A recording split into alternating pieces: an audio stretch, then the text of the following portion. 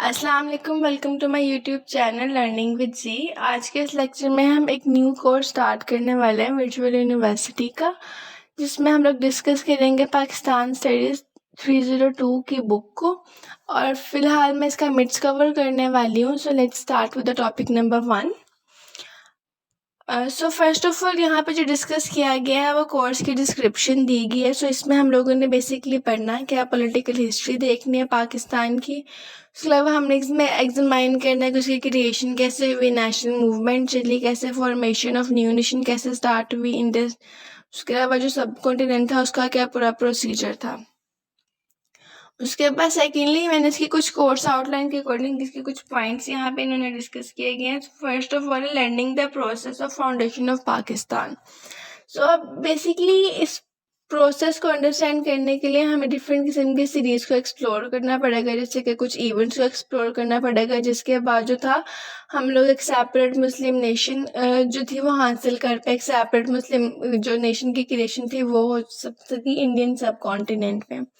इसके अंदर कुछ डिफरेंट किस्म के जो आपके मेजर प्रोमिनेंट लीडर्स हैं वो इंक्लूड, जैसे कि इसमें मोहम्मद अली जिन्ना है, और उसके अलावा ऑल इंडिया मुस्लिम लीग ने बहुत ज़्यादा इंपॉर्टेंट दिखाई है इसके अंदर। उसके बाद आपकी जो लाहौर रेजोल्यूशन थी 1940 की, जो बाद में आप लोगों की पाकिस्तान रेजोल्यूशन बन गई थी, करारदाद पाकिस्तान जिसे कहा जाता है, उसको डिस्कस किया गया, जिसके बेसिकली जो पर्पस था वो ये था कि पाकिस्तान मुसलमानों के लिए एक इंडिपेंडेंट स्टेट बनाई जाए जहाँ पे वो अपनी मर्जी से रह सकें। और नॉर्थ वेस्टर्न जो स्टेट थी वो आप लोगों की फिर एक मतलब लाइक पर्सनल स्टेट के तौर पे वो बनी है। फिर उसमें ईस्टर्न जोन आया इंडिया का, जो कि एक सिग्निफिकेंट माइलस्टोन के जो था उस सिग्निफिकेंस के हिसाब से बहुत ज़्यादा इम्पोर्टेंस रखता है। सेकेंडली यहाँ बात की गई फ्रीडम मूवमेंट के बारे में। सो जो फ्रीडम मूवमेंट है वो भी एक प्रोलॉन्ग स्ट्रगल है against British colonial rule. Colonial rule से मतलब ये है कि जब ब्रिटिश ने आप लोगों पर मतलब जो सब कॉन्टिनेंट था उस पर हुकूमत स्टार्ट की, तो उन्होंने उन्हें कॉलोनीज में या कॉलोनाइजेशन के पूरा प्रोसेस करने के बाद उसे कॉलोनीज में डिस्ट्रीब्यूट कर दिया था। अब इसके अंदर वेरियस डिफरेंट किस्म के जो लीडर्स थे वो इंक्लूड थे कि आपके हिंदू मुस्लिम लीडर्स थे जिन्होंने इंडिपेंडेंस के लिए लड़ाई स्टार्ट कर दी, जैसे कि गांधी थे, यहाँ से कायद आजम थे, सर सैयद अहमद खान थे, मौलाना जौहर अली थे। मतलब डिफरेंट जो आपके स्कॉलर्स है, जो भी आपके लीडर्स थे, वो सब इसमें इंक्लूड है। सेकेंडली यहाँ बात हुई कि इसमें कुछ की इवेंट्स है, जैसे कि खिलाफत मूवमेंट हुई, नॉन कॉर्पोरेशन मूवमेंट आई, इसमें सिविल डिसोबीडियंस मूवमेंट आई, जिन्होंने एक बड़ा क्रूशियल रोल प्ले किया था इन सब चीज़ों में। और ये जो मूवमेंट आई ये बेसिकली मार्क की गई है एक इंडिपेंडेंस के तौर पर, जिसमें आप पीसफुली प्रोटेस्ट भी हुआ, और उसके अलावा आर्म्ड की स्ट्रगल मतलब आपकी आर्मी की स्ट्रगल भी इसमें थी। थर्डली यहाँ पे बात की गई है understand the ideological, socio political and economic foundation of country. So first of all जो यहाँ डिस्कस किया गया है वो ये कि जिसकी आइडियोलॉजिकल फाउंडेशन है पाकिस्तान की वो टू नेशन थ्योरी में रूटेड है। टू नेशन थ्योरी आपकी क्या है कि जो मुस्लिम्स हैं वो एक सेपरेट नेशन है, और उनका जो कल्चर है, उनका जो लाइफस्टाइल है, उनका खाना पीना, हर चीज़ जो हिंदुओं से अलग है। इसके बारे में लंग बाल ने एक और चीज़ भी फरमाई थी खुतबा इलाहाबाद में कि जो मुसलमान है वो एक तस्बीह के दानों की तरह, मतलब कि एक तस्बीह में दो किस्म के दाने नहीं है, तो एग्जैक्टली वैसे जो मुसलमान है वो एक सेपरेट नेशन है। अब यहाँ पे बेसिकली यही बात है कि हिंदू और मुस्लिम बहुत डिस्टिंक्ट कौम है, उनकी कस्टम्स, उनके रिलीजन, उनके ट्रेडिशन, हर चीज़ एक दूसरे से डिफरेंट है। और ये जो थ्योरी थी ये आर्टिकुलेट की गई थी इलामा इकबाल के थ्रू, जिन्होंने इसका ग्राउंड वर्क रखा था जब उन्होंने सेपरेट मुस्लिम स्टेट के बारे में डिमांड स्टार्ट की थी। सोशियो पॉलिटिकल और इकोनॉमिक कंसिडरेशंस की बात करें तो इसमें भी बड़ा एक इम्पॉर्टेंट रोल प्ले किया आपके इन दोनों फैक्टर्स ने, सोशियो पॉलिटिकल और इकोनॉमिक कंसिडरेशंस ने, कि हमारे सोशियो पॉलिटिकल जस्ट लाइक कि हमारी जो पॉलिटिकल नीड्स क्या है, हमारी सोसाइटी की नीड्स क्या है, हमारी इकोनॉमिक नीड्स क्या है। और फिर उसमें जो था मुस्लिम्स ने मुस्लिम को बेसिकली प्रोटेक्ट किया गया था उनके राइट्स को, और फिर जो थे हिंदू इंडिया जो थे वो प्रीडोमिनेटली इंटरेस्ट थे उनके राइट्स के, बट फिर उसके बाद मुस्लिम्स के राइट्स को भी, जो इंडियन मुस्लिम्स हैं उनको भी प्रोटेक्ट किया गया था with in the passage of time. उसके बाद यहाँ बात की गई develop knowledge of foundation of Pakistan and it's political institution framework and functional performances. अब यहाँ पे ये बात हुई कि क्रिएशन के बाद जो पाकिस्तान का एक फ्रेमवर्क तैयार हुआ, एक स्ट्रक्चर तैयार हुआ, उसमें पॉलिटिकल इंस्टीट्यूशन का भी एक फ्रेमवर्क था जहाँ पे न्यू नेशन को हमें गवर्न करना था। अब इसमें डिफरेंट किस्म की चीज़ें इन्वॉल्व थी। आपकी पार्लियामेंट को इस्टेब्लिश करना था, ड्राफ्ट का एक मतलब एक कॉन्स्टिट्यूशन का एक ड्राफ्ट बनाना था, उसके अलावा डिफरेंट किस्म के पॉलिटिकल इंस्टीट्यूशंस कायम करने थे। और इनिशियली ये जो साल था, मतलब ये जो स्टार्टिंग के साल थे पाकिस्तान बनने के बाद, उसमें आपको इंस्टेबिलिटी दिखती है आपके पॉलिटिकल जो लेवल्स हैं, आपके पॉलिटिकल सरफेस पे। उसके अलावा कुछ फ्रीक्वेंट चेंजेस आए आपकी लीडरशिप में, गवर्नमेंट स्ट्रक्चर में। और उन सब चीज़ों को अंडरस्टैंड करने के लिए डिफरेंट किस्म के चैलेंजेस फेस करने पड़े पाकिस्तान को, जो कि बाद में आपके पॉलिटिकल लैंडस्केप के लिए बड़े ज़्यादा मतलब कॉम्प्रीहेंड रहे। उसके बाद यहाँ बात की गई learn about the ups and downs Pakistan has pass through in its search for democracy. यहाँ पे हर मेंशन है it's okay. So this is something कि यहाँ पे हम लोग डिस्कस करेंगे इनके डेमोक्रेटिक चैलेंजेस के बारे में। सो पाकिस्तान की जो जर्नी थी टुवर्ड देयर डेमोक्रेसी, वो एक फ्रॉड विद चैलेंजेस थी। उसमें आपकी मिलिट्री कॉप्स इंक्लूड थी, पॉलिटिकल करप्शन इंक्लूड थी, आपके सोशो इकोनॉमिक इश्यूज थे इसके अंदर। और ये जो ओवरऑल ये एक्सपीरियंस रहा इसका, मतलब इसमें डिफरेंट किस्म के मिलिट्री रूल्स आए और डिस्ट्रप्टिव डेमोक्रेटिक प्रोसेसेस आए। उन चैलेंजेस के बावजूद पाकिस्तान ने काफ़ी एफर्ट्स किए अपनी स्ट्रेंथ के लिए, फिर एक डेमोक्रेटिक इंस्टीट्यूशन बनाया पाकिस्तान को, और ओवर द ईयर्स का प्रॉपर एक प्रोसीजर जो था वो कैरी ऑन रहा, और वो अब एक प्रॉपर तरीके की डेमोक्रेटिक कंट्री बन चुकी है। नेक्स्ट यहाँ पे डिस्कस किया गया है पीरियड्स इन इंडिया, मतलब कि जब आप लोग थे उसमें सब कॉन्टिनेंट में। सो बेसिकली 3 पीरियड्स हैं। फर्स्ट ऑफ ऑल आता है आपका एनिशियंट पीरियड, मतलब जो बहुत पुराना पीरियड था आप लोगों का। उसके बाद मेडिवल, मतलब जो मिड्स में आपके आता है अरब्स का, पर्शियंस का, टर्क्स का। और उसके बाद आपका मॉडर्न पीरियड आता है। So we will go with the first like यहाँ पे उसके बाद डिस्कस किया गया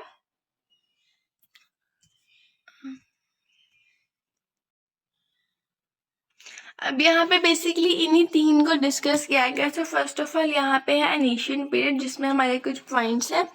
फर्स्ट ऑफ ऑल डिस्कस किया गया यहाँ पे एग्रीरियन कल्चर।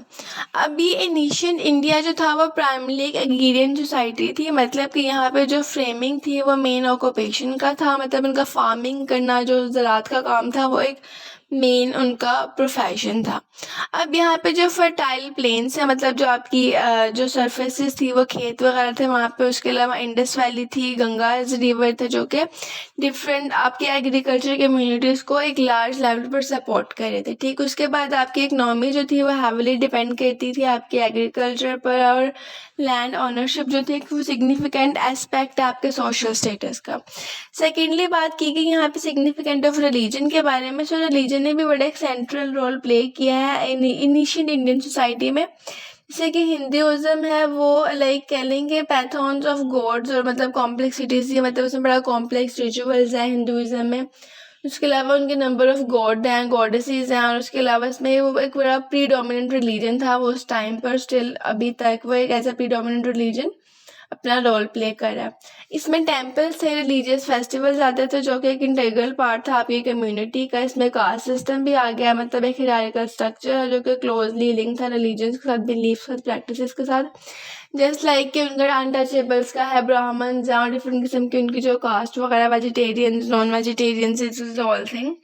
उसके बाद बात की गई यहाँ पे कास्ट सिस्टम के बारे में। सो कास्ट सिस्टम में समथिंग है जिसमें आप लोग डिफरेंट जो थे लोगों को उनकी ज़ात पे या उनकी बरादरी के अकॉर्डिंग आप उनको सोशल ग्रुप्स में डिवाइड कर देते हैं। सो वहाँ पे बेसिक जो ग्रुप्स थे वो वार्नर्स था, जिनका ऑक्यूपेशन और जो मतलब बर्थ वगैरह। उसके बाद इनके 4 मेन्स जो थे आपके कास्ट सिस्टम था। फर्स्ट था ब्राह्मण, जिसे आप प्रीस्ट भी कह सकते हैं। उसके बाद था ये कास्ट्रियर्स, ये वॉरियर्स थे। विश्यास जो थे वो ट्रेडर्स थे, और एक थे शूद्रास जो कि लेबर की उससे डिपेंड करते थे, मतलब उससे रिलेट करते थे, बिलोंग करते थे। अब ये जो सिस्टम है डिपेंड करता था सोशल स्टेटस को, डिटरमाइन करता था ऑक्यूपेशन को, इंटरेक्शन जो कि अब दूसरों का मतलब जो आपके रिलेशनशिप्स हैं उनको बहुत ज़्यादा मैटर करता था ये। उसके बाद बात की गई यहाँ पे पंचायत सिस्टम। पंचायत सिस्टम में समथिंग लाइक कि पहले तो ये था कि लाइक अब के दौर में तो हम लोग अदालत वाला का कॉन्सेप्ट है, बट पहले पंचायती मतलब गांव या जो भी रूरल एरियाज है वहाँ पे लोग वो एक भी फैसले के लिए ओवरऑल पंचायत बैठती थी, वहाँ पे लोग कुछ लोग गवर्न करते थे, सेल्फ गवर्नेंस होती थी। और वहाँ पर ट्राइकल सोसाइटी में मतलब जितने भी वहाँ के मेल मेजर और बड़े अमीर तो गरीब जो मतलब मेंस थे वो फैसले करते थे लोगों के। सो इसमें कौंसिल का हेड होता था, लोकल डिस्प्यूट होता था, उसके अलावा मैनेज रिसोर्स होते थे, और जो आपके डिसीजन थे वो कम्युनिटी मिलकर लेती थी। और जो पंचायत सिस्टम है वो उसके बाद एक डेमोक्रेटिक गवर्नेंस बन गया था ओवरऑल और in grass roots level. Next बात की गई यहाँ पे supremacy of authority and rules. अब यहाँ पे किंग और रूलर्स की बात की गई कि एक सुप्रीम अथॉरिटी थी उन सबके ऊपर जो कि उनके ऊपर रूल करी थी, वो आपके किंग्स थे, वो आपके रूलर्स थे, और उनकी जो डायनेस्टीज थी जैसे कि मौर्य थे और गुप्ता एम्पायर जो थे उनको इस्टेब्लिश किया गया, और वो जो थे वो ओवरऑल आपकी टेरिटरीज पे जो आपकी बहुत बड़ी बड़ी वास्ट टेरिटरीज थी उन पे उनका कंट्रोल था। और उसके बाद ये बात की कि ये जो रूलर्स थे ये एज ए डिवाइनली ऑर्डिनेट और वाइडेड सिग्निफिकेंट पावर्स के तौर पे भी यूज किए जाते थे। नेक्स्ट यहाँ बात की गई रिलीजन एंड लैंग्वेज सिग्निफिकेंस के बारे में। सो दिस इज समथिंग की significance of religion south north languages. हम यहाँ पे डिफरेंट किस्म की आपकी लैंग्वेजेस यूज होती थी, मतलब इंडिया जो था वो बहुत बड़ा, आपका जो सब कॉन्टिनेंट है वो बहुत ही बड़ा एक लाइक वो कह रहे हैं कि बड़े आजम था। सो दिस इज समथिंग कि वहाँ पे डिफरेंट किस्म की लैंग्वेजेस है, डिफरेंट कल्चर्स है, लोगों की अपने अपने लैंग्वेजेस, हर किस्म मतलब डिफरेंट रीजन्स की अपनी लैंग्वेजेस थे, उनकी कल्चर प्रैक्टिसेस थी। और ये डाइवर्सिटी बड़ी एक रिच लैंडस्केप को लेकर थी जिसमें ट्रेडिशन थे, डिफरेंट किस्म के डायलेक्ट मतलब जो आप लोग वर्डिंग यूज करते हैं वो थी, आपके लैंग्वेजेस थी। संस्कृत जो थी सबसे क्लासिकल लैंग्वेज है और वो स्टिल अभी तक लिटरेचर और रिलीजियस टेक्स्ट वगैरह में यूज होती थी उस टाइम पे। नेक्स्ट यहाँ पे बात की गई दिस इज कुछ पिक्चर शो की गई एशियंट लेवल की। उसके बाद नेक्स्ट बात की गई मेडिवल्स की। सो मेडिवल एरिया जो था उसमें आपका अर्बन कल्चर सबसे टॉप पर है, मतलब कि अर्बन कल्चर इज लाइक कि जब आप लोग थोड़े सिविलाइज्ड होना स्टार्ट हो गए थे लोग। सो मेडिवल पीरियड जो था उसको एज एन अर्बन कल्चर का राइज के तौर पे समझा जाता है कि मतलब उसमें सिटीज बनना शुरू हुई है, मतलब टेक्नोलॉजीज आना स्टार्ट हो गई थी, और वो एक इम्पॉर्टेंट हब है आपके ट्रेड का, कल्चर का, एडमिनिस्ट्रेशन का। इसमें आपकी सिटीज जैसे कि दिल्ली है, आगरा, लाहौर जो थी वो फ्लोरिश हो रही थी अंडर द मुस्लिम रूल्स, और इसमें कुछ इम्प्रेसिव आर्किटेक्चर्स भी थे और कुछ वाइब्रेंट मार्केट प्लेसेस भी थी। नेक्स्ट यहाँ बात की गई सेक्टरिज्म की एंड सिग्निफिकेंस ऑफ रिलीजन, दोनों को मैं इकट्ठा ही डिस्कस करूंगी। सो दिस इज समथिंग कि इस्लाम जो था उसको वहाँ पे इंट्रोड्यूस करवाया गया इंडिया में बाय अरब के जो ट्रेडर्स थे उनके थ्रू, और लेटर वो पर्शियंस और टर्किश और अफगान वगैरह ने और मुगल्स ने यहाँ पे रूलिंग करना स्टार्ट कर दिया उस पूरे एरिया में, एशिया के अंदर। इस पीरियड को एज अ ब्लेंड देखा जाता है कि जिसमें हिंदू और मुस्लिम के जो कल्चर थे वो साथ मतलब ब्लेंडिंग में यूज हो रहे थे, और उसकी जो विटनेस थी वो आपके रिलीजियस कॉन्फ्लिक्ट और सेक्युलरिज्म, मतलब कि उनके कल्चर्स तो ऑलमोस्ट मैच कर गए बट उनके जो रिलीजन्स थे, जो उनके बिलीफ थे वो डिफरेंट थे। सूफी सेंट्स थे, भक्ति मूवमेंट आई उसके बाद, उसमें कुछ लीडर्स थे जिन्होंने बड़ा एक इम्पोर्टेंट रोल प्ले किया आपके रिलीजन्स को फर्दर ब्रिंग करने में और रिलीजियस डिवाइडेशंस को भी फर्दर चेक आउट करने में। उसके बाद आपके बाद यहाँ आता है supremacy of authority and rule के बारे में डिस्कस किया गया। पावरफुल डायनेस्टीज जो थी उन्होंने लाइक आपकी दिल्ली सल्तनत थी या फिर आपका मुगल एम्पायर था, उन्होंने स्टैब्लिश की थी एक स्ट्रॉन्ग सेंट्रलाइज एम्पायर्स को, और उसमें जो उनकी रूल थी मतलब जो उन्होंने रूलिंग स्टार्ट की उसमें भी डिफरेंट किस्म के जो सिस्टम थे उनको एलोबरेट करते, जैसे कि एडमिनिस्ट्रेटिव सिस्टम था जिसमें वो डिफरेंट किस्म की टर्शरीज को मैनेज कर रहे थे। इसमें आपका लैंड रेवेन्यू कलेक्शंस भी है, जुडिशियल एडमिनिस्ट्रेशंस भी आ जाती हैं। नेक्स्ट बात की गई यहाँ पे एक्सपेंडेड एडमिनिस्ट्रेटिव सिस्टम के बारे में। रिलीजन सिस्टम में ऑलरेडी डिस्कस कर चुकी हूँ। सो दिस इज समथिंग एक्सपेंडेड में आपका जो है वो जो प्रॉपर एक आपका स्ट्रक्चर है एडमिनिस्ट्रेटिव का वो बड़ा कॉम्प्लेक्स और एफिशिएंट था। जो मुगल्स थे उन्होंने इम्प्लीमेंट किया था एक वेल ऑर्गेनाइज ब्यूरोक्रेसी का और एक सेंट्रलाइज सिस्टम का, जिसमें वो लोग एक प्रोविजनल और डिस्ट्रिक्ट चीज़ों को इंक्लूड करके जो अपनी गवर्नमेंट थी उसको गवर्न कर सकते थे। लास्टली यहाँ पे बात की गई significance of language and ideology के बारे में। सो दिस इज समथिंग कि जो पर्शियन थी वो एक लैंग्वेज थी आपकी कोड ऑफ एडमिनिस्ट्रेशन के अंडर द मुस्लिम रूल्स। उसके बाद इसमें जो इन्फ्लुएंस था वो ये था कि इसमें इस्लामिक कल्चर था, इस आइडियोलॉजी उनकी सिग्निफिकेंट थी, और जो रीजनल लैंग्वेजेस और ट्रेडिशंस है वो अभी कॉन्टीन्यूली अभी तक फ्लॉरिश हो रहे हैं, मतलब उनमें मतलब वो डिफरेंट किस्म के चेंजेस या फिर डिफरेंट किस्म के सिनेरियोज आते जा रहे हैं फर्दर। नेक्स्ट यहाँ पे बात की गई है मॉडर्न की, मॉडर्निज्म की। सो मॉडर्न पीरियड में आपके पास फर्स्ट ऑफ ऑल आता है रूरल अर्बन कल्चर। अब यहाँ पे जो ब्रिटिश कॉलोनियल पीरियड था, मतलब उसके बाद जब ब्रिटिश ने सब कॉन्टिनेंट पे कब्जा कर लिया था, तो उसके बाद जो मतलब कॉलोनियल पीरियड स्टार्ट हुआ वो उसको एक मिक्स रूरल ट्रेडिशन के तौर पर देखा जाता है, जिसमें कि आपकी जो थी रूरल ट्रेडिशंस भी थे, उसके अलावा इसमें आपकी अर्बनाइजेशन भी ग्रो कर रही थी, इंडस्ट्रियलाइजेशन हो रही थी, उसके अलावा रेलवे का एस्टैब्लिशमेंट हुई, टेलीग्राफ्स का कनेक्शन स्टार्ट हुआ, वरना डिफरेंट पार्ट्स में कंट्री के टेलीग्राफ यूज होना स्टार्ट हो गया, और अर्बनाइजेशन जो थी वो अपने पीक पर जाके पहुंच चुकी थी। नेक्स्ट बात की गई religious issue with reference to Hinduism and इस्लाम।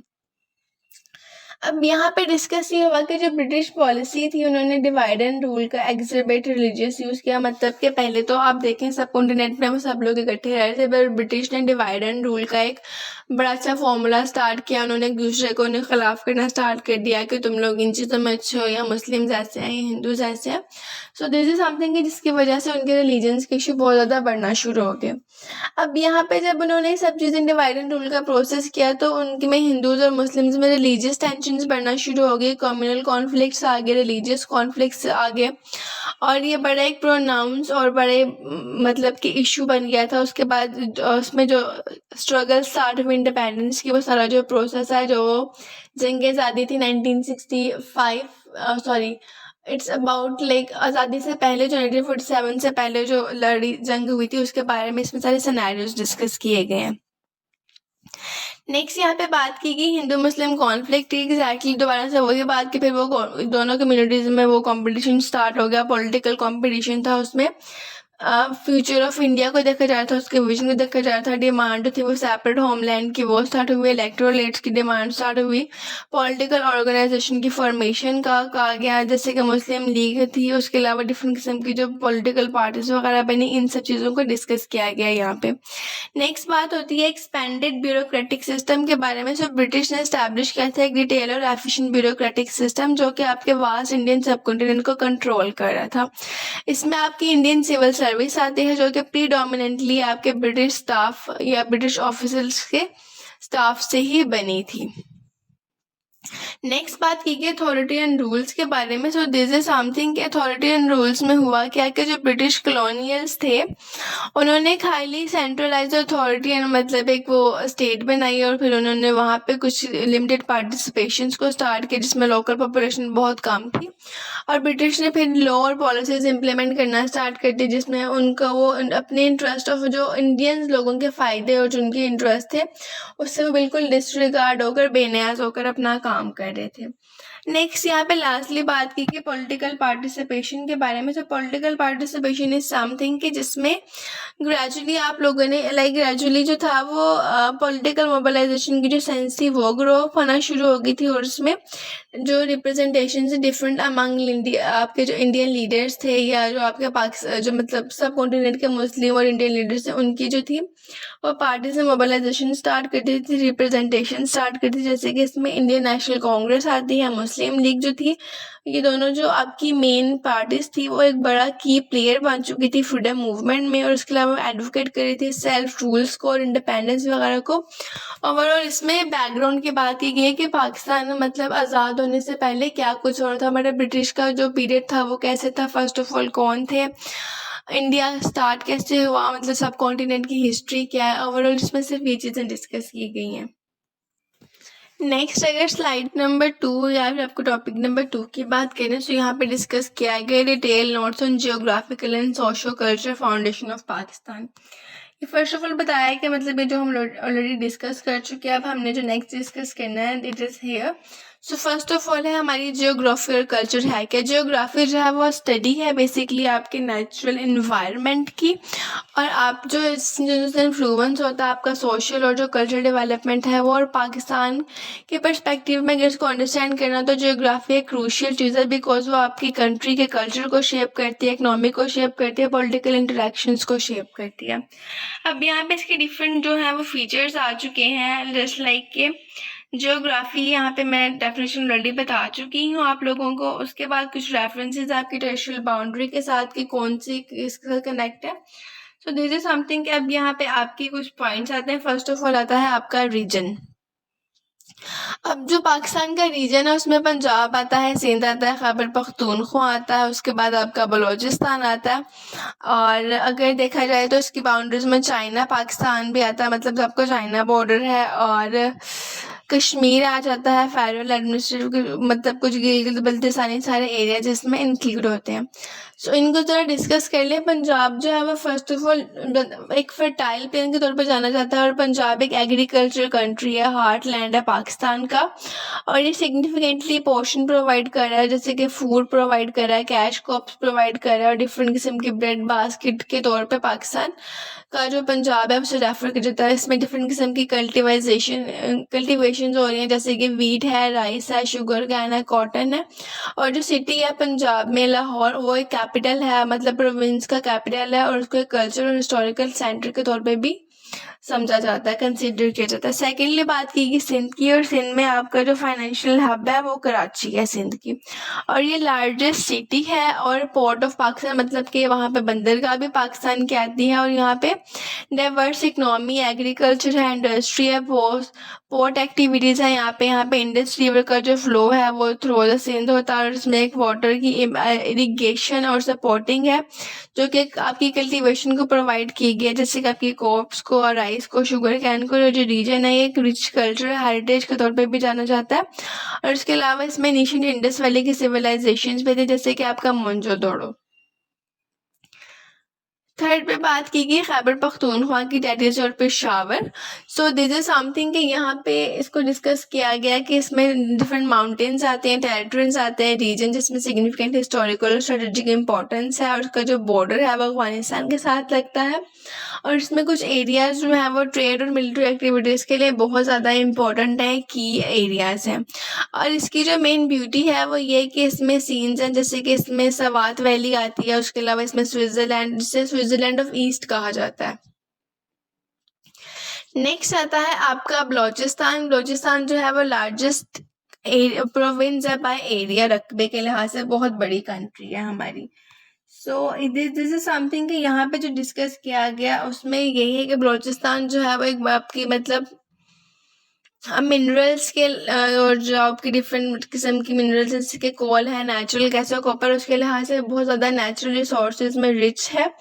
और इसके अलावा यहाँ पे इसका जो साइज़ है वो तो बड़ा, बट इसकी पॉपुलेशन बहुत कम है, बिकॉज यहाँ का क्लाइमेट बहुत हार्श है, एरिड क्लाइमेट है, और जो प्रोविंशियल कोस्टल एरिया पर्टिकुलरली जो पोर्ट सिटी है गवादर की, वहाँ से बहुत ज़्यादा इकोनॉमिक सिग्निफिकेंस गेन और स्ट्रेटेजिक लोकेशन है, और वहाँ पे डेवलपमेंट जैसे मतलब कुछ प्रोजेक्ट स्टार्ट हुए हैं, जैसे कि चाइना पाकिस्तान की इकोनॉमी का कॉरिडोर स्टार्ट हुआ है। नेक्स्ट बात की कश्मीर, मतलब कि जो आपकी डिस्ट्रीब्यूटेड टेरिटरी है, मतलब कि जो इंडिया पाकिस्तान दोनों में डिवाइड हुई हुई है। सो कश्मीर भी आपका एक बहुत अच्छा एरिया है जिसमें डाइवर्स कल्चर्स हैं, सिग्निफिकेंट स्ट्रेटेजिक इंपॉर्टेंस है उसकी। इसका जो रीजन है वो प्री स्केल किया जाता है लैंडस्केप, जैसे कि इसमें माउंटेन्स हैं, वैलीज हैं, लेक है, और ये टूरिस्ट के लिए बड़ा एक अच्छी जगह है। लास्टली डिस्कस किया गया second last federally administrative areas. अब इसमें आपके आते हैं, ये बेसिकली गिलगित बल्तिस्तान भी इसी के अंदर ही इंक्लूड होता है। सो दिस इज एरिया जहाँ पे यूनिक पर्सपेक्टिव है, एडमिनिस्ट्रेटिव स्टेटस है, और यहाँ पे लोगों के पास एक ड्रग्ड मतलब एक लैंडस्केप है, स्ट्रेटेजिक लोकेशन। और गिलगित बल्तिस्तान बेसिकली जो है वो माउंटेन टेरियन है, और ये K2 की पीक का जो मतलब ओवरऑल सारा कॉन्सेप्ट है वो है, नागा पर्वत है यहाँ पर, जो ये क्लिम्बर्स की और टूरिस्ट की काफ़ी लिए अट्रैक्शंस के लिए काफ़ी ज़्यादा इंपॉर्टेंस रखता है। नेक्स्ट बात की गई हमारी माउंटेन्स की। So this is some your mountains. So first of all mountain note. So mountain note में क्या है कि ये जो एरिया है इसमें कुछ डिफरेंट किस्म की हाईएस्ट पीक है, जैसे कि K2 है, सेकंड हाईएस्ट माउंटेन है इन द वर्ल्ड, नागा पर्वत है आपका, और उसके अलावा क्लाइंबर्स के लिए वही बात दोबारा से कि बहुत ज़्यादा इंपॉर्टेंस रखता है। नेक्स्ट बात की गई यहाँ पे कोहिस फैत एंड वजीरिस्तान हिल्स के बारे में। सो दिस इज समथिंग कि ये आपके वेस्ट में लोकेटेड है और ये जो माउंटेन्स हैं इनका एक स्ट्रेटेजिक मिलिट्री इंपॉर्टेंस है।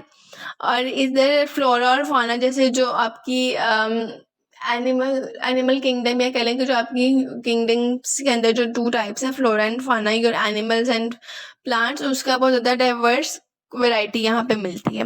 नेक्स्ट है Sulaiman and Kirthar mountains. This is something कि यहाँ पे रेंज है आपकी डिफरेंट जो क्लाइमेट है उसकी एग्रीकल्चर की रेंज इम्पैक्ट्स है। और इसमें बलोचिस्तान और सिंध के इन्फ्लुएंस लोकल वेदर्स इंक्लूड है, पैटर्न्स, एग्रीकल्चर प्रैक्टिसेस आती हैं। नेक्स्ट बात की गई यहाँ पे बलोचिस्तान प्लेटोज के बारे में। सो प्लेटोज इज समथिंग जहाँ पे आपके जो Balochistan plateau, Potohar plateau and the सी सॉल्ट रेंजेस से इकट्ठी डिस्कस किए, सॉल्ट रेंजेस और ख्योड़ा। सो यहाँ पे आपके जो रिच मिनरल डिपॉजिट्स हैं, सिग्निफिकेंट आर्कोलॉजिकल साइट्स हैं, यहाँ पे एंशिएंट फॉसिल्स मिलते हैं, हिस्टोरिकल जो आपकी डिफरेंट किस्म के मटेरियल्स जो दबे हुए हैं, फॉसिल एंड फ्यूल्स हैं, वो मिलते हैं। थर्ड पे बात की गई डेजर्ट्स की। सो डेजर्ट्स में हमारे पास फर्स्ट ऑफ ऑल है थर्ड डेजर्ट जो है वो उसका एक यूनिक इकोसिस्टम है, ये सिंध में है और इसका ट्रेडिशन जो है वो कैमल रेसेस है, कल्चरल हेरिटेजेस हैं। और ये जो डेजर्ट है इसका वाइल्ड लाइफ स्पीशीज़ भी यहाँ पे डिफरेंट किस्म की रहती हैं, वाइब्रेंट कल्चरल ट्रेडिशन है जिसमें म्यूज़िक और डांस मेनली तौर पे इंक्लूड है।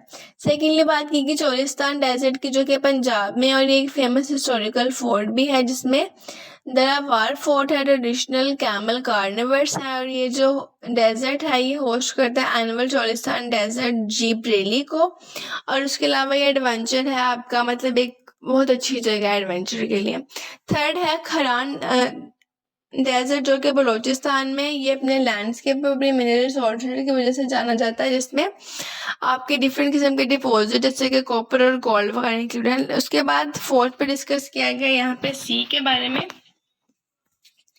सो पहले तो यहाँ पे बताया गया कि जो आपका सी है उसकी कोस्ट लाइन स्ट्रेचेज जो है वो ऑलमोस्ट 1100 किलोमीटर्स है, सिंध और बलोचिस्तान के दरमियान में है। बलोचिस्तान की कोस्ट लाइन जो है वो लॉन्गेस्ट पार्ट है की पोर्ट्स के साथ, जिसमें गवादर है, कराची है, और इसके जो पोर्ट्स के वो वाइटल रोल प्ले कर रहे हैं पाकिस्तान की ट्रेड में, इकनॉमी में, और उसको डिफरेंट कंट्रीज से इंटरनेशनल मार्केट से कनेक्ट करने में विद द अरेबियन सी।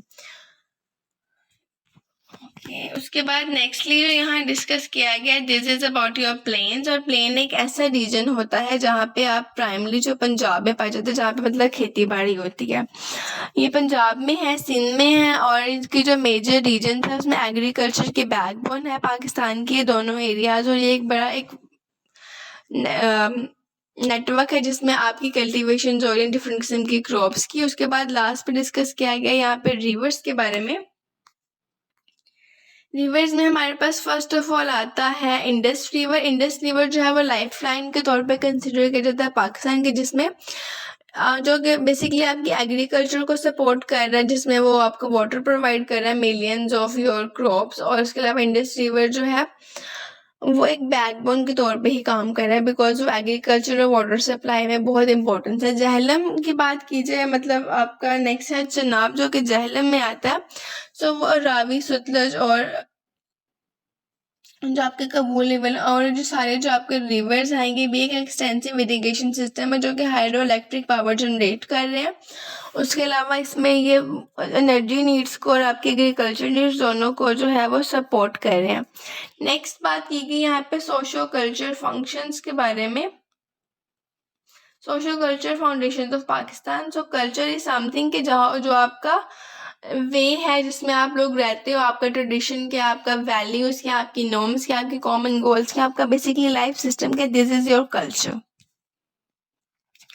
अब यहाँ पे डिस्कस किया गया पाकिस्तान के 2 कल्चर्स के बारे में, एक मल्टी कल्चर है, दूसरा सोशली डाइवर्स कल्चर है। मल्टी कल्चर के बारे में फर्स्ट ऑफ ऑल डिस्कस कर लें। सो यहाँ पे मल्टी कल्चर बेसिकली कहते हैं कि जिसमें डिफरेंट किस्म के मौसिक वेरियस ऑफ कल्चर्स इंक्लूड हो, जो कि एक वाइब्रेंट सोसाइटी बनाते हो जिसमें मतलब बहुत ज़्यादा रिलीजन्स या कल्चर्स जो है वो इंक्लूड होते हैं। रीजन की बात करें तो ईच रीजन का एक डिस्टिंक्ट कल्चर है जो कि प्रैक्टिसेस और ट्रेडिशन प्रोवाइड करा है। फॉर एग्जांपल आपका कल्चरल फेस्टिवल जैसे कि पंजाब का डिफरेंट है, सिंध का डिफरेंट है, बलोचिस्तान का डिफरेंट है। लैंग्वेजेस भी हर किसी की डिफरेंट है, पंजाबी है, सिंधी है, आपके पास बलोची है, पश्तो, अब डिफरेंट किस्म के लैंग्वेजेस। सब कल्चर्स की बात करें तो हर एक कल्चर के अंदर भी सब कल्चर हैं, जैसे कि सब कल्चर जो है within new region exist करता है, जैसे कि डाइवर्सिटी है, सब कल्चर्स में डिफरेंट फूड हैबिट्स आती हैं, इंटरेस्ट है, अलग अलग कस्टम्स आते हैं। कास्ट एंड ट्राइब्स भी वही सारी बात आ गई कि इसमें सोशल स्ट्रक्चर्स हैं, डिफरेंट किस्म की कास्ट बना चुके हैं इन्फ्लुएंशियल तौर पे सोशल इंटरेक्शन पे, कम्युनिटी लाइफ में, मतलब वो डिफरेंट जो है वो कास्ट सिस्टम पे बिलीव करते हैं। रूरल एंड अर्बन एरियाज में भी लाइक कुछ मेजर सिटीज़ हैं, जैसे कि आपकी कराची है, लाहौर है, इस्लामाबाद है, और कुछ आपकी रूरल एरियाज हैं, गाँव वगैरह जहाँ की लाइफ जो है बिल्कुल डिफरेंट है। मैथ्स एंड एलाइट की बात की गई है नेक्स्ट। तो maths and elite is something कि जो आपका सोसाइटी है जो कि डिवाइड होती है between your message and your elite, मतलब कि डिस्टिंक्ट लाइफस्टाइल और एक्सेस एंड सोर्सेज के, मतलब एक एलीट क्लास है, एक मैथ्स क्लास है। एलीट क्लास जो बहुत अच्छी और बड़ी वेल स्टैंड क्लास है, और मैथ्स क्लास जिसमें आपकी मिडिल क्लास और लेबर क्लासेस आती हैं। लास्ट में बात की गई रिलीजन एंड सेक्स के बारे में। सो रिलीजन, इस्लाम बेसिकली एक प्रोडोमिनेंट रिलीजन है इस टाइम पाकिस्तान में। उसकी कुछ कम्युनिटीज जैसे कि क्रिश्चियंस, हिंदूज, और उसके अलावा डिफरेंट किस्म के कल्चरल फैब्रिक्स भी कंट्रीब्यूट करते हैं। और पाकिस्तान एक डाइवर्स रिलीजन के तौर पे सेक्ट्स में काम कर, जैसे कि इस्लाम में कुछ फ़िरके हैं, सेक्ट्स हैं, शिया का, सुन्नी का, उसके अलावा डिफरेंट जो हवाबी हैं, डिफरेंट किस्म के जो हमने कल्चर्स बनाए हुए हैं, फ़िरके बनाए हुए हैं उनके ऊपर। नेक्स्ट यहाँ पे बात की गई सोशल डाइवर्सिफाइड के बारे में। तो पाकिस्तान में बेसिकली डाइवर्स सोशल स्ट्रैटा भी है, रिच एंड पुअर लोग भी हैं, मतलब जो रिच लोग हैं उनका कल्चर अलग है, जो मतलब गरीब है उनका अलग है। जैसे इकोनॉमिकल डिसपैरिटीज़ है सिग्निफिकेंटली, जिसमें आपका सोशल डायनामिक्स आते हैं, अपॉर्चुनिटीज़ दोनों के लिए अलग है। मैनेजर्स एंड वर्कर्स की बात की गई कि कुछ लोग जो है वो एम्प्लॉयर्स हैं और कुछ जो है एम्प्लॉयड है, या लाइक कुछ लोग काम कर रहे हैं और कुछ लोग उन्हें काम दे रहे हैं। फैक्ट्री ओनर्स एंड लेबर्स का कॉन्सेप्ट दिया गया। ऑफिसर्स एंड सबऑर्डिनेट के बारे में बात की गई। सो दिस इज समथिंग कि यह रियार का रिलेशनशिप है, कॉमन है, जो कि आपके पब्लिक में और आपके प्राइवेट सेक्टर्स में। इसमें आपकी वर्क प्लेसेस आती हैं, सोशल इंटरेक्शंस आते हैं, टीचर और स्टूडेंट का एक रिलेशनशिप। उसके बाद लास्ट पे डिस्कस किया गया मतलब कि एजुकेशन एक क्रूशियल रोल प्ले करे, क्रिटिकल आपकी रोल शेप करने में, सोसाइटल वैल्यूज में, नॉर्म्स में, डाइवर्स रेंज में, एजुकेशनल इंस्टीट्यूशंस वगैरह में। दिस इज समथिंग जो इसमें बात की गई है। थर्ड को देखें तो यहाँ पे हमने डिस्कस करना है इंडो पाक इकोनॉमी बिफोर 1947। ओवरऑल यहाँ पे डिस्कस करना है इकोनॉमिक फाउंडेशन के बारे में। सो यहाँ पे फर्स्ट ऑफ ऑल एक इकोनॉमिक फाउंडेशन है कि इकोनॉमिक फाउंडेशन एक सोसाइटी का क्रूशियल पार्ट जो कि आपकी डेवलपमेंट ट्रेजेडी को अंडरस्टैंड करता है, इंडो पाकिस्तान की कंपोनेंट को अंडरस्टैंड करता है, जिसमें agriculture, industrial, urbanisation, cottage industries, transportation, ये सब चीज़ें इसमें आती हैं। एग्रीकल्चर से स्टार्ट करें first of all. So agriculture is something के जो एग्रीकल्चर वो हिस्टोरिकली आपकी बैकबोन है इंडो पाकिस्तान इकोनॉमी की, और ये डिफरेंट किस्म का लिवहुड प्रोवाइड कर रही है आपकी मेजोरिटी ऑफ पॉपुलेशन को। फर्टाइल प्लेन्स हैं पाकिस्तान में, उसके अलावा पंजाब के अंदर है, सिंध के अंदर है, जो कि आपकी डिफरेंट एक्सटेंसिव एग्रीकल्चर एक्टिविटीज़ को प्रमोट कर रहे हैं, फैसिलिटेट कर रहे हैं। क्रॉप्स है आपकी wheat, rice, corn, sugar cane, जो कि प्राइमरी आउटपुट है आपके मतलब जो इनकम का सोर्स है मेन वो है। एग्रीकल्चर सेक्टर एक मतलब बहुत ही अच्छी परफॉर्मेंस दे रहा है, क्रूशियल रोल प्ले कर रहा है पाकिस्तान की फूड सिक्योरिटी में, एम्प्लॉयमेंट में, रॉ मटेरियल की सप्लाई में, और इमर्जिंग आपकी इंडस्ट्रीज को इमर्ज करने में। सेकेंडली बात की गई यहाँ पे इंडस्ट्रियल अर्बनाइजेशन के बारे में। So this is something industrial urbanisation refer करती है ग्रोथ ऑफ सिटीज़ को, जो कि इंडस्ट्रियल डेवलपमेंट के अंदर होती है, जो कि इसकी वजह से होती है। और 1947 के बाद इंटरनेशनलाइजेशन जो थी वो इंडिया में लिमिटेड थी, बट बाद में एक्सपेंड हुई, सिग्निफिकेंट सेंटर्स बने बम्बई में, जो कि अब जैसे मुंबई कहते हैं, कलकत्ता जो था, उसके बाद फिर आपका आता है मदारस आता है, जो कि अब आपका चेन्नई है। और जो टेक्सटाइल इंडस्ट्री थी वो भी मोस्ट इम्पोर्टेंटली थी, जिसमें स्टील था, जूट था, कोल इंडस्ट्री थी। इसमें इंडस्ट्रियलाइजेशन की जो थी अर्बनाइजेशन वो हैविली अनइवन थी। जस्ट लाइक के बिफोर पार्टीशन आपके जो जितने भी मतलब जो सिग्निफिकेंट कंपनीज थी वो आपकी इंडिया में चली गई, बट उसके बाद पाकिस्तान में ये फैक्ट्रीज बनना स्टार्ट हो गई थी। उसके बाद नेक्स्ट बात की गई यहाँ पे इंडस्ट्रियल एंटरप्राइजेशन में डिस्कस कर चुकी हूँ। नेक्स्ट है आपका कॉटेज इंडस्ट्री के बारे में डिस्कस किया गया। कॉटेज इंडस्ट्री और स्मॉल स्केल जो है होम बेस्ड मैन्युफैक्चरिंग्स है, जिसमें डिफरेंट किस्म के जो वाइडर रूरल इकोनॉमिक्स हैं वो है। इंडस्ट्रियल इंडस्ट्रीज में डिफरेंट किस्म की आपकी हैंडलूम्स वेविंग इंक्लूड है, पॉटरीज इंक्लूड है, वेरियस हैंडक्राफ्ट्स इंक्लूड है, जिसमें आप डिफरेंट किस्म की वेरिएड एम्प्लॉयमेंट प्रोवाइड करते हो, कंट्रीब्यूट करते हो अपनी लोकल इकोनॉमीज़ में, और उसमें आपका हाउस होल्ड जो है वो ऐड होता है, सप्लीमेंट्स होते हैं, डिफरेंट एग्रीकल्चर इनकम्स होते हैं। कॉटेज इंडस्ट्री में डिफरेंट आप रोल प्ले करते हो, प्रिजर्व करते हो डिफरेंट ट्रेडिशनल स्किल्स को और क्राफ्ट को। यहाँ पे ये सब चीज़ें डिस्कस की गई हैं। उसके बाद नेक्स्ट है आपका transportation, railways, airs and sea rivers, जिसमें आप लोग बेसिकली डिस्कस ये किया गया है कि इसमें जो इकोनॉमी है वो कैसे आपकी ट्रांसपोर्टेशन में बहुत ज़्यादा आपकी इकोनॉमी बढ़ रही है। एफिशिएंट ट्रांसपोर्टेशन नेटवर्क है जो कि क्रूशियल है किसी भी इकोनॉमिक इंटीग्रेशन के लिए, ग्रोथ के लिए। रेलवे ट्रैक है जो कि ब्रिटिश इंट्रोड्यूस करवाया था 19th सेंचुरी में, और वो एक लाइफ लाइन है आपकी इंडियन इकोनॉमी में। उसके बाद movements of goods and people across different various जो कि फैसिलिटेट कर रही है। उसके बाद आपका एयर है, सी है, रिवर ट्रांसपोर्ट है जो कि आपके ट्रेड में और आपकी कनेक्टिविटी में बहुत ज़्यादा जो है वो डेवलपमेंट लेके आ रही हैं। नेक्स्ट यहाँ पे बात की गई इंडो पाक इकोनॉमी बिफोर 1947। इम्पोर्ट एक्सपोर्ट की मैं बात कर चुकी, कस्टम ड्यूटीज़ की बात मैं कर चुकी, सॉरी आई मीन के जो ऊपर वाले टॉपिक्स थे उनकी मैं बात कर चुकी हूँ। ट्रांसपोर्टेशन की, कॉटेज इंडस्ट्री की, अब हमने डिस्कस करना है इम्पोर्ट एक्सपोर्ट को, कस्टम ड्यूटीज़ वगैरह की टॉपिक्स को। So let's start with the import and export. Import and export एक ऐसा प्रोसेस है जिसमें आप एक कंट्री से कोई चीज़ इम्पोर्ट करवाते हो अपनी कंट्री में, और जिसकी आपको ज़रूरत होती है, और जिस कंट्री को जो चीज़ इन रिटर्न चाहिए होती है आप उसे वो एक्सपोर्ट करवाते हो। ओवरऑल जो आपका इंडो पाक है या आपका जो पूरा सब कॉन्टिनेंट है उसमें आपका एक सिग्निफिकेंट रोल प्ले होता है रॉ मटेरियल का इम्पोर्ट एक्सपोर्ट। जिसमें कॉटन है, जूट है, टी है जो कि इम्पोर्टर्स है, फिनिश गुड और फ्रॉम ब्रिटेन, ठीक है। इसमें आपका ट्रेड इम्बैलेंस होता है, इसमें डिफरेंट की कैरेक्टरिस्टिक्स आती हैं जो कि कॉलोनियल इकोनॉमी में आती हैं, जैसे कि इसमें ब्रिटिश के सीवियर इंटरेस्ट ऐड थे इम्पोर्ट एक्सपोर्ट की एक्टिविटीज़ में। कंसंट्रेटेड मेजर पोर्ट थी, सिटीज़ थी जो कि रीजनल इकोनॉमीज में डिस्पैरिटीज़ करी थी। सेकेंडली बात की कस्टम ड्यूटीज़ के बारे में। सो कस्टम ड्यूटीज़ बेसिकली ये कि आपका एक प्राइमरी सोर्स है जिसमें अपने कॉलोनियल गवर्नमेंट का रेवेन्यू आता है। इसके अंदर जो है डिफरेंट रेगुलेट ट्रेड्स आते हैं, प्रोटेक्ट करते हैं इसमें आप लोकल इंडस्ट्रीज को। ऑल्दो जो पॉलिसीज़ हैं वो आपके ब्रिटिश इकोनॉमी के इंटरेस्ट के फेवर में जाती हैं। कस्टम ड्यूटीज़ जो है वो इम्पैक्ट करती हैं आपके प्राइसेस को, आपके इम्पोर्ट्स और गुड्स को, और आपकी जो अफेक्टिंग है लोकल कंजप्शन पैटर्न्स की उन्हें।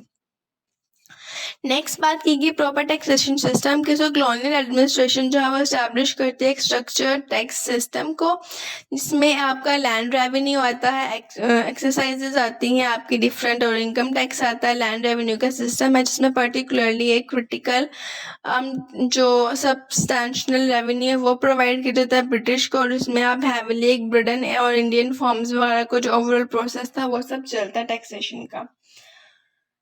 नेक्स्ट है फ्यूडलिज्म। फ्यूडलिज्म इज समथिंग जिसमें आपके सोशल और इकोनॉमिक स्ट्रक्चर जो है वो डीपली इन्फ्लुएंस होता है फ्यूडलिज्म में, स्पेशली जब आपका रूरल एरियाज पे आप जो टैक्स वगैरह लेते हो, जो चीज़ें आप उनसे लेते हो, इसमें आपके लार्ज ट्रैक्स आते हैं जो कि गवर्न होते हैं लैंड ओनर्स के तरीके से, मतलब जो लैंडलॉर्ड जिसे गवर्न करते हैं, और इसमें आपकी जो पावर है वो पीजेंट्स को नहीं दी जाती है। मतलब पीजेंट्स जो किसान होते हैं आपके, उनके ऊपर आप बड़ा वो फ्यूडलिज्म में फोर्स किया जाता है, उन पर इन्फ्लुएंस दी जाती है। और जो फ्यूडल सिस्टम है वो एक सोशियो इकोनॉमिक हायरार्की क्रिएट करता है जिसमें आपकी इक्विटेबल इकोनॉमिक डेवलपमेंट जो है वो हिंडर्ड हो जाती है। नेक्स्ट यहाँ पे बात की गई Pakistan economy at the time of independence. So यहाँ पे भी इसके कुछ पॉइंट डिस्कस किए गए। फर्स्ट ऑफ ऑल है distributed agriculture. So before discussing this, जो पार्टीशन था 1947 का, उसके बाद जो इकोनॉमिक अपहीवल्स थे पाकिस्तान में वो सिग्निफिकेंटली जो थी वो सीन हो रहे थे, उसमें डिफरेंट किस्म के जो चैलेंजेस और इश्यूज थे वो नेशन को फेस करने पड़े। सो फर्स्ट ऑफ ऑल आता है आपका डिस्ट्रीब्यूटेड एग्रीकल्चर।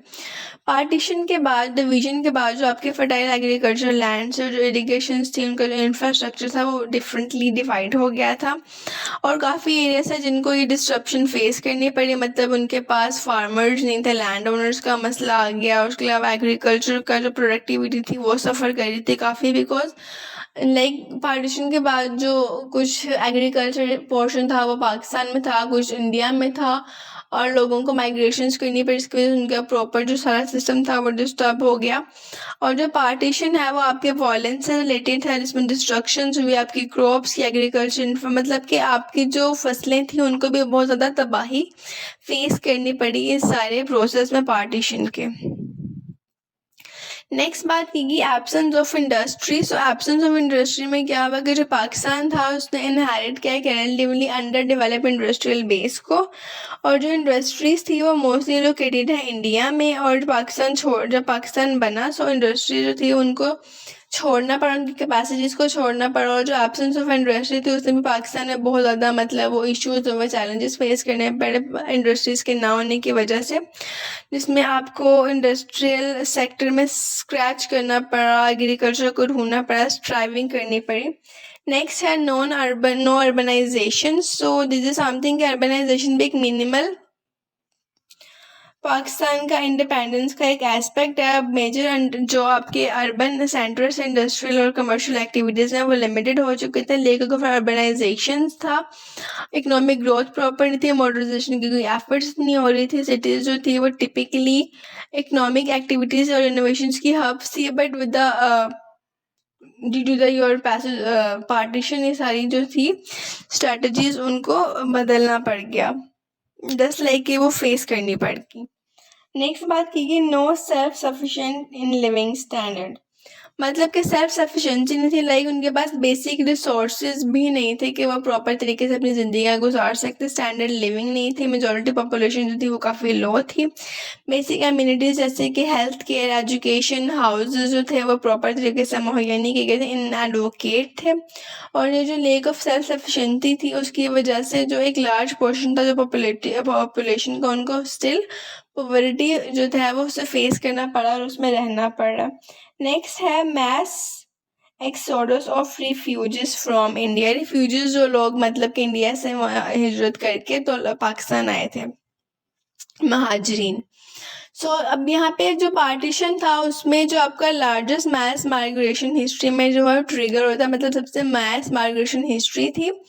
और इसमें मिलियंस ऑफ रिफ्यूजीज थे जिन्होंने इंडिया पाकिस्तान के टूवर्ड मूव किया था, मतलब जो पाकिस्तान से लोग इंडिया गए थे, इंडिया से जो लोग पाकिस्तान आए थे उसके बारे में डिस्कस किया गया।